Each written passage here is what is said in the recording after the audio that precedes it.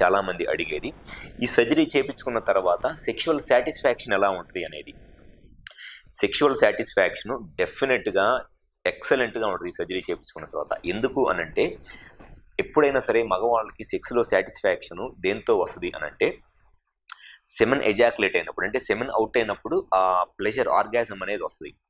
ఈ సర్జరీ చేయించుకోవడానికి ఆర్గాజంకి ఏమీ సంబంధం లేదు. నార్మల్గా సెమెన్ అవుట్ అయినప్పుడు ఎటువంటి హ్యాపీనెస్ ప్రెజర్ వస్తుందో ఈ సర్జరీ చేయించుకున్న తర్వాత కూడా అటువంటి హ్యాపీనెస్ ప్రెజరే వస్తుంది. సెక్స్ చేయాలి అన్న ఆలోచన మీ మైండ్కి వచ్చి మీరు సెక్స్ చేస్తున్న తర్వాత మీకు ఆ సెమెన్ అవుట్ అయినప్పుడు మీకు నార్మల్గా ఉన్నప్పుడు ఎట్లాంటి సెక్షువల్ హ్యాపీనెస్ ప్రెజర్ సాటిస్ఫాక్షన్ వస్తుందో దీంతో కూడా అంతే వస్తుంది. ఇంకా దీంట్లో ఎక్కువగా రావడానికి సాటిస్ఫాక్షన్ రావడానికి కూడా అవకాశం ఉంటుంది. దేనికి అనంటే చాలామంది పేషెంట్స్లో నార్మల్గా సెక్స్ చేసేటప్పుడు ఎక్కువ మందిలో ప్రీమెచ్యూర్ ఎజాక్యులేషన్ అంటే శీఘ్రస్ఖలనం ప్రాబ్లం ఉంటుంది. అంటే 1 మినిట్లోనో లేకపోతే 1 మినిట్ కన్నా తక్కువ టైంలోనే సెమెన్ అవుట్ అయిపోయి సెక్షువల్గా సాటిస్ఫై అవ్వరు. ఎయిదర్ మేల్స్ కానీ వాళ్ళ పార్ట్నర్ కూడా సాటిస్ఫై అవ్వరు తొందరగా సెమెన్ అవుట్ అయిపోతే.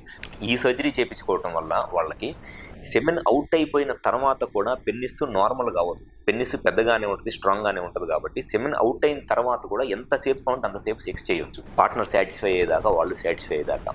ఒకవేళ అప్పుడే కాకుండా లేదు సెమెన్ అవుట్ అయిపోయింది, గ్యాప్ తీసుకున్నారు, 10 మినిట్స్ 15 మినిట్స్ హాఫ్ అన్ అవర్ గ్యాప్ తీసుకున్నారు, ఇమీడియట్గా హాఫ్ అన్ అవర్ తర్వాత సెక్స్లో కలవాలి అనుకున్న నార్మల్ మేల్స్ ఇమీడియట్గా హాఫ్ అన్ అవర్ 1 అవర్ తర్వాత సెక్స్లో కలవాలంటే చాలామందికి ఇబ్బంది అయింది. ఎందుకంటే ఇమీడియట్గా 1 అవర్లోనో హాఫ్ అన్ అవర్లోనో మళ్ళీ ఎరక్షన్ రాదు, పెనిస్ గట్టిగా అవ్వదు ఇమీడియట్గా సెక్స్లో కలవాలనుకుంటే. కానీ ఇంప్లాంట్ సర్జరీ చేయించుకోవడం వల్ల వాళ్ళు ఇమీడియట్గా 10 మినిట్స్ కాదు 5 మినిట్స్లో కూడా ఇమీడియట్గా సెక్స్ చేయాలనుకుంటే మళ్ళీ ఇమీడియట్గా సెక్స్ చేయొచ్చు.